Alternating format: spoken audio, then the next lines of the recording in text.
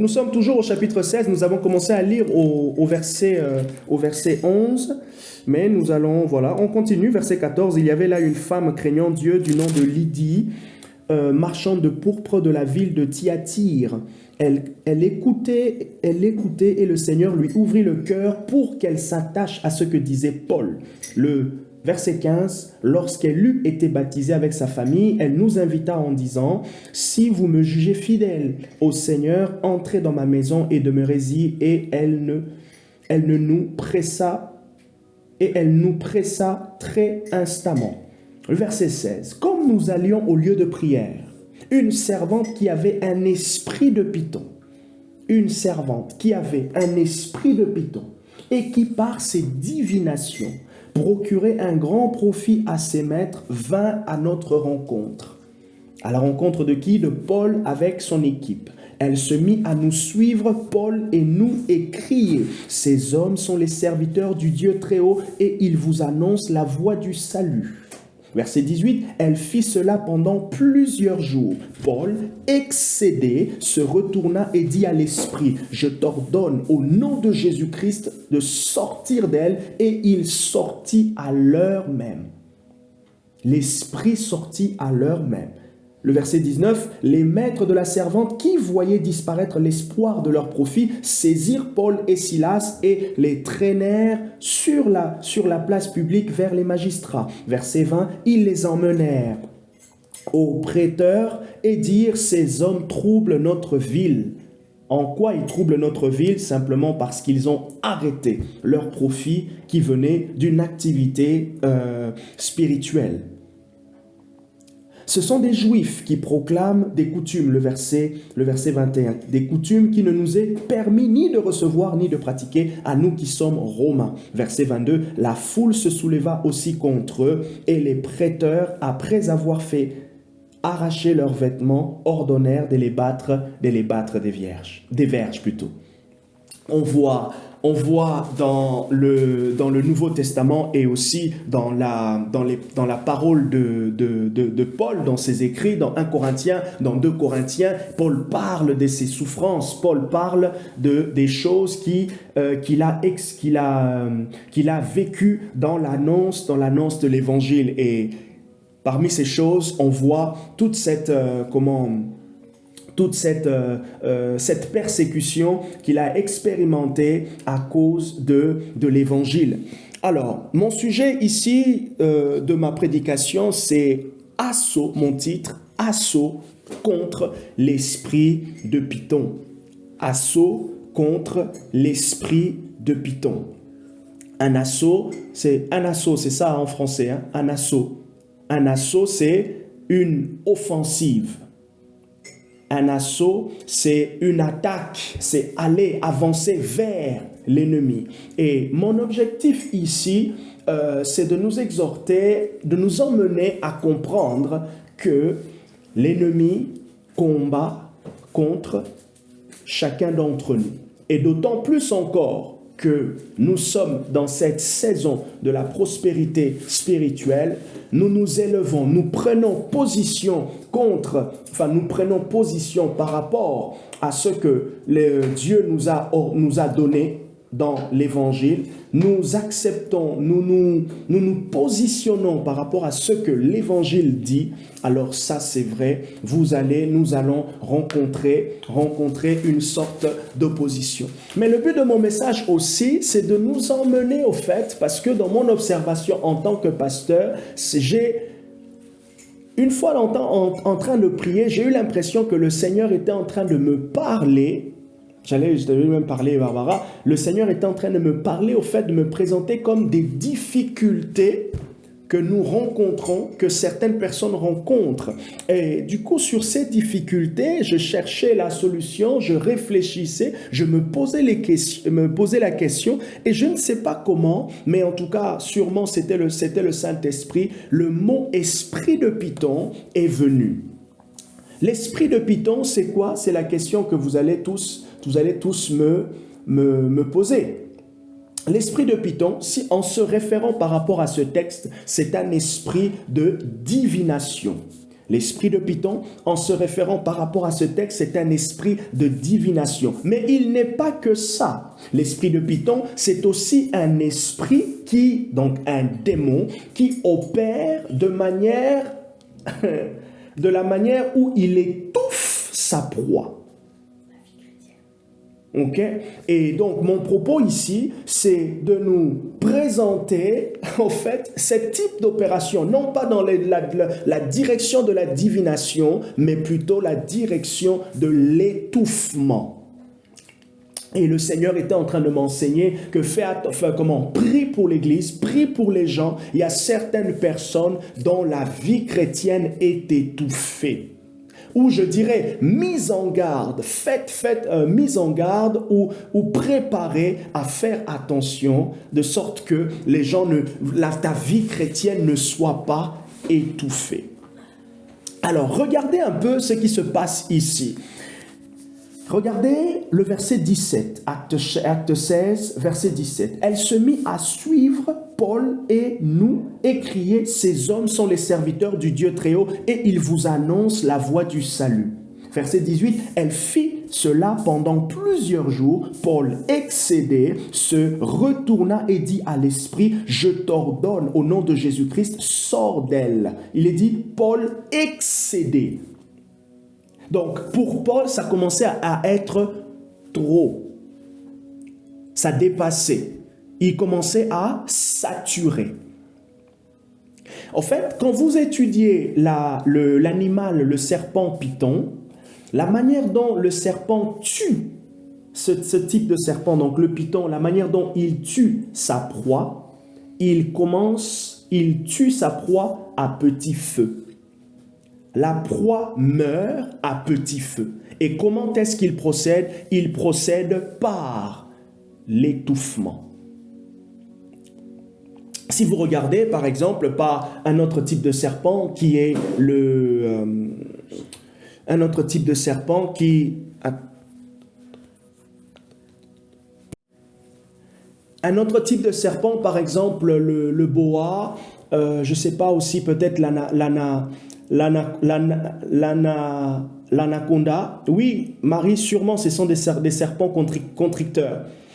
Le boa ou l'anaconda, en fait, ils n'ont pas de venin. Mais ce qu'ils font, ils attrapent leur proie. Et qu'est-ce qu'ils font en attrapant leur proie? Ils sont en train de vous étouffer en vous broyant. Et ce type d'esprit étouffe la vie chrétienne. Le Seigneur est en train de me montrer au fait que certes, on dirait, fais attention à ce que fais attention à ce que tu ne sois pas, que cet esprit ne vienne pas étouffer ta vie chrétienne. En fait, en réalité, tu es en train de vivre ta vie chrétienne, mais tu as l'impression d'être étouffé.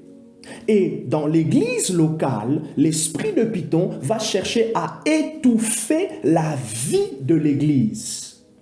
Et regardez regardez ce qui est intéressant ici. Et ça, c'est ce que j'enseignerai plutôt le dimanche concernant le ministère du Saint-Esprit. Le Saint-Esprit, Jean chapitre 3, le verset 8, Jésus parlant de l'Esprit, il dit, le vent souffle là où il veut, tu ne sais pas d'où il vient, mais tu ne sais pas non plus où il va. Et parmi les images bibliques du Saint-Esprit, on a le vent. Et l'un des termes même qui est utilisé, un mot grec ou hébreu, je ne sais plus, ça s'appelle roua ou rouak, qui signifie souffle. Le Saint-Esprit, lorsqu'il vient en nous, il emmène un souffle nouveau. À chaque fois qu'on voit des manifestations, une présence de l'Esprit dans la vie de l'Église ou même aussi dans la vie de quelqu'un, on peut parler d'un souffle nouveau. Et lorsqu'on dit un souffle nouveau, on voit un élan nouveau. Et lorsque l'esprit de Python opère dans l'Église, l'esprit de Python, il étouffe la vie, au fait, le souffle qui est dégagé par le mouvement de l'esprit. Et vous allez voir au fait que vous faites des activités, l'Église fait des activités, les chrétiens vont à l'Église, les chrétiens sont chrétiens, mais ils n'ont pas l'impression de pouvoir vivre quelque chose de dynamique. Ils ont l'impression plutôt d'être étouffés tout en venant à l'église, tout en lisant la Bible, tout en ayant une vie de prière ou une routine religieuse, une routine chrétienne. Mais il a l'impression d'être étouffé. Il a l'impression d'être étouffé. Est-ce que vous avez déjà... on connaît tous ce sentiment d'étouffement. C'est que votre souffle, vous n'arrivez pas à sortir le souffle. Vous n'arrivez pas à sortir le souffle. Vous n'arrivez pas à respirer. Or, dans l'église, le symbole, l'image de la respiration dans l'église, c'est le Saint-Esprit. Donc, l'esprit de Python vient étouffer les activités de l'esprit au sein de l'église. L'esprit de Python va étouffer les activités de l'esprit au sein de l'église. Or, les activités de l'esprit, ce sont celles-là qui produisent la vie dans l'église. Donc, vous allez voir que lorsque l'esprit de Python opère, il est en train d'étouffer, de tuer petit à petit l'église. Il est en train de tuer petit à petit les chrétiens. Et donc, ils n'arrivent pas à s'exprimer. Comme conséquence, les gens auront du mal à pouvoir s'exprimer. Regardez Paul. Elle fit cela pendant plusieurs jours. Verset 18, acte 16, verset 18. Paul excédé. Il y a un moment donné, c'était trop. Pendant que j'étais en train de revenir, 2 textes bibliques sont venus dans ma tête, comme des rappels, des textes que je connais déjà. Regardez ce premier texte dans Genèse, le chapitre 3. Genèse chapitre 3, le verset 15. Je vous laisse lire Genèse chapitre 3, le verset 15. Lorsqu'Adam et Ève ont péché, Dieu a donné des sentences. Parmi ces sentences, au verset 15, « Je mettrai inimitié entre toi et la femme. » Dieu s'adresse à qui? Au serpent, donc au diable, et à la femme. Plutôt au diable. « Je mettrai inimitié entre toi et la femme, entre ta descendance et sa descendance. Celle-ci, la descendance de la femme, t'écrasera la tête et tu lui écraseras le talon. » Non, oui, dans certaines versions, c'est tu le mordras le talon. Et ici, c'est marqué tu écraseras le talon dans ma version. Oui. Regardez ce que Jésus dit. Allons un peu plus loin. Prenez avec moi Matthieu chapitre 16. Prenez avec moi Matthieu chapitre 16.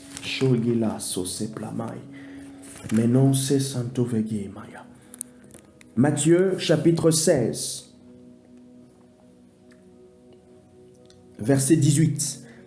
Juste après que Pierre ait dit à Jésus que tu es le Fils du Dieu vivant, Jésus dit ceci à Pierre. Premièrement, ce ne sont pas, au verset 17, tu es heureux Simon-Pierre, fils de Jonas, ce ne sont pas la chair et le sang qui t'ont révélé cela, mais mon Père qui est dans les cieux. Deuxièmement, et moi. Ah, ça c'est très très bien ça. Et moi, celui qui bâtit son église, c'est Jésus. Et Jésus dit, et moi je te dis que tu es Pierre, et que sur cette pierre je bâtirai mon église, et que les portes du séjour des morts ne prévaudront pas contre elle. Notez ceci quelque part, à chaque fois, puisque Dieu bâtit son église, il y aura toujours confrontation avec l'ennemi de l'église. Donc, si toi et moi, nous sommes l'église de Christ, puisque Dieu nous bâtit, il y aura toujours confrontation. Donc, ça veut dire, il y a un combat spirituel qui est permanent. Mais la permanence ne veut pas dire, ne doit pas nous emmener à la peur, parce que la victoire est à nous, puisque Jésus nous a déjà vaincu notre adversaire. C'est ainsi que Paul maintenant, dans Éphésiens chapitre 6, il nous encourage, à partir du verset 10, à utiliser les armes de l'esprit. pour pouvoir manifester la victoire que nous avons en Christ. Et l'esprit de Python vient étouffer la vie chrétienne de l'Église par des activités. Il vient étouffer la vie chrétienne de l'Église, il vient étouffer les activités de l'Église. Il vient empêcher la respiration de l'Esprit au sein de l'Église. Vous avez l'impression que vous faites des choses, mais vous n'avez pas l'impression de pouvoir sentir l'impact. Et plusieurs ont l'impression de pouvoir produire, ils ont l'impression de subir leur vie chrétienne, de subir ce qu'ils doivent faire pour Dieu. Ils ne se sentent pas à l'aise, ils ne savent pas d'où vient le blocage, mais ils ne se sentent pas à l'aise. Ils sont comme s'il est bloqué, on le bloque. Il sent comme si sa vie de prière est bloquée, mais pourtant il y a un élan pour pouvoir prier, il y a un élan pour pouvoir aller à l'église, mais il sent comme si on l'empêche, et ça ne vient pas de Dieu forcément. Des activités qui viennent nous étouffer, et ce qui est drôle, même des environnements dans lesquels on peut se trouver qui viennent étouffer notre vie chrétienne. Assaut contre l'esprit de Python. Et certaines personnes peuvent se retrouver comme ça année après année. Ils enchaînent des années de vie chrétienne, mais tout en étant étouffés. Au début, on se rendait compte peut-être, mais après, ça devient normal. Ce qui est pire pour un enfant de Dieu, c'est de vivre, d'être un chrétien libre, mais dans une cage. Ce qui est pire, c'est d'être une église puissante dans la lettre et non pas dans les œuvres. Chrétien libre, la liberté chrétienne, tous on le sait, mais en réalité, nous sommes dans une cage spirituelle, à cause de l'esprit de Python, à cause de l'esprit d'étouffement.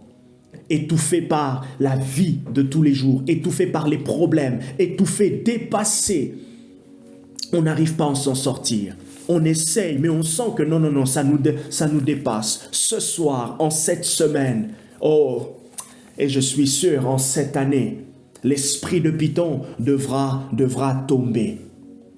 C'est pour cela que j'enseignerai un peu plus maintenant sur le souffle de l'esprit. On va demander, prier à Dieu, Seigneur, souffle au milieu de nous. Il n'y a que le souffle de Dieu, le souffle de l'esprit qui va nous libérer de cela. Assaut contre l'esprit de Python. Contre-attaque contre l'esprit qui étouffe ma vie chrétienne, chatalamos.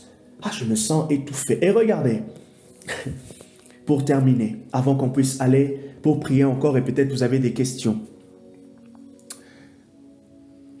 Par exemple, la personne, vous commencez à prier, mais vous sentez que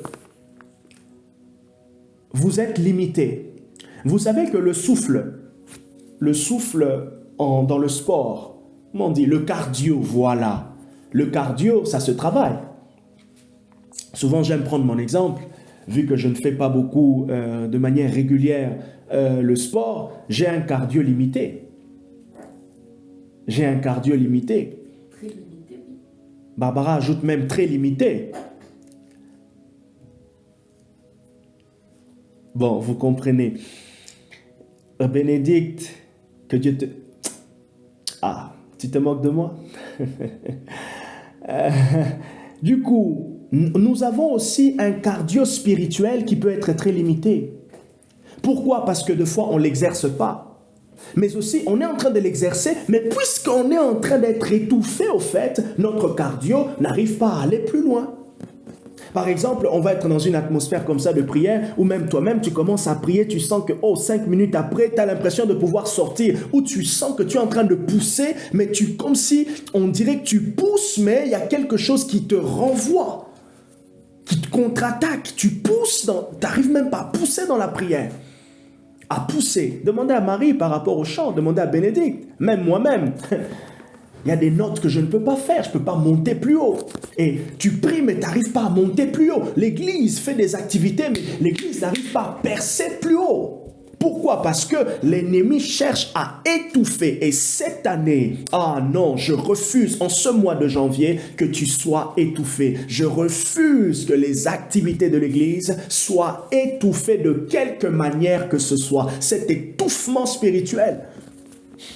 On arrivera au mois, nous ne sommes pas encore l'été, mais je nous dis ça juste pour nous encourager durant cette période de froid. Lorsque l'été va arriver, la chaleur sera tellement là, on va à un moment sentir l'étouffement. Et qu'est-ce qu'on va chercher? On va chercher qu'il y ait un vent. Et le Saint-Esprit est ce vent qui lutte contre cet étouffement. Et on ne veut pas, on refuse toute forme d'étouffement spirituel en cette année. L'esprit des pitons, il étouffe. Il va, et du coup, cet étouffement, ce n'est qu'un processus qui conduit vers la mort. Vers la mort. Tu as commencé peut-être une activité, puisque tu es de plus en plus étouffé, tu vas arrêter cette activité. Il cherche à arrêter, l'esprit de Python va chercher à arrêter ton engouement, va chercher à arrêter les bonnes décisions, les bonnes résolutions, va chercher à stopper. C'est comme ça que tu meurs, c'est comme ça que l'Église va mourir petit à petit. Ce n'est pas notre cas, mais cette parole, ce message, cette semaine est aussi prophétique. Quand le Covid est arrivé, parmi les signes de la manifestation du Covid, la respiration était difficile. Et j'ai dit à Dieu, mais Seigneur, c'est bizarre. Et j'ai envoyé un message à mon ami, le pasteur Audin, hier. J'ai dit, waouh, j'étais prêt hier, je réfléchissais à décaler la semaine de prière. Et là, on apprend dimanche soir que moi et Barbara, on a le Covid. J'ai dit, non Seigneur, je ne dis pas que, je ne suis pas en train de trop spiritualiser, c'est le fait qu'on ait pris le Covid, mais ça m'a quand même mis un petit truc à l'oreille. Comment ça se fait juste la semaine où on va commencer la semaine de prière avec ce thème sur l'esprit de Python, c'est la première fois qu'on prend le Covid, qu'on attrape le Covid. Gloire soit rendue à Dieu, je vais mieux, c'est pas pire, ça pouvait l'être. Et j'ai dit au pasteur Audin, la semaine de prière sera maintenue. Même si c'est pour 30 minutes, ça sera maintenu. Je ne dis pas que notre maladie est spirituelle. Mais je ne peux pas non plus exclure, vous voyez, parce que quand on est conduit par l'esprit, il y a des choses qu'on peut discerner. En tout cas, je parle par rapport à nous. Et à chaque fois que l'Église de Jésus-Christ voudra aller de plus en plus en profondeur dans la construction divine,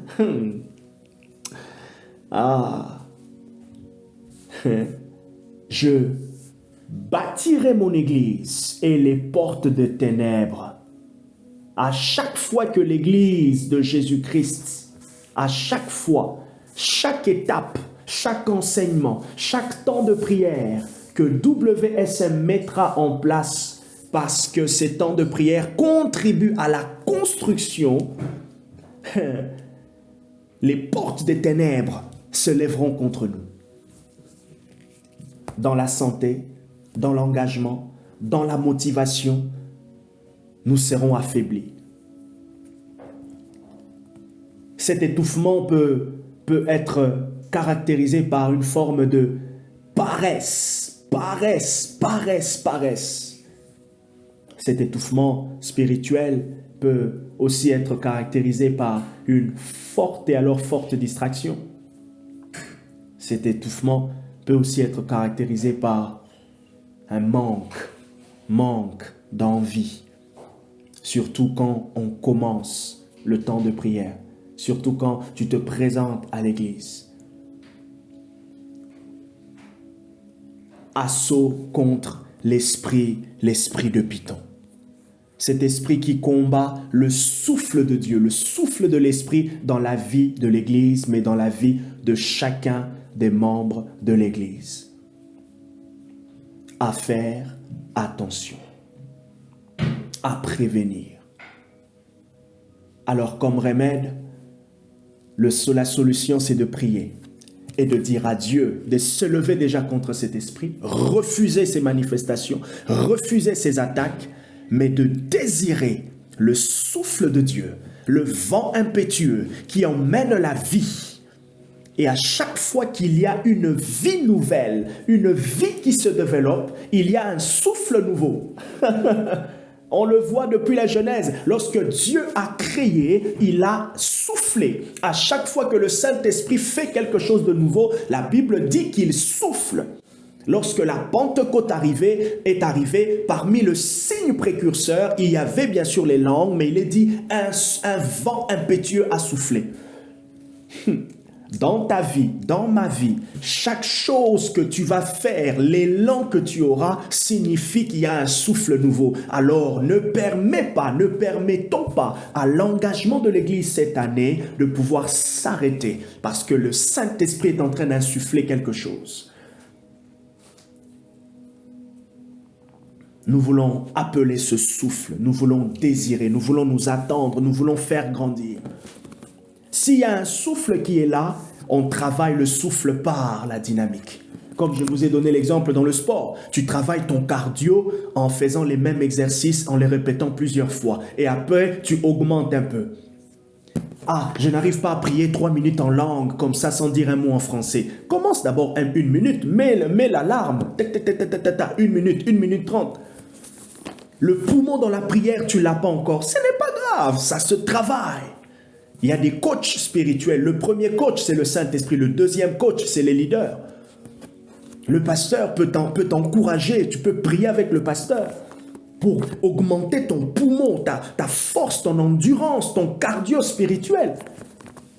Demandez à Marie, le cardio qu'elle dégage aujourd'hui dans les champs, ce n'est pas le même qu'il y a 2 ans. Ce n'est pas le même.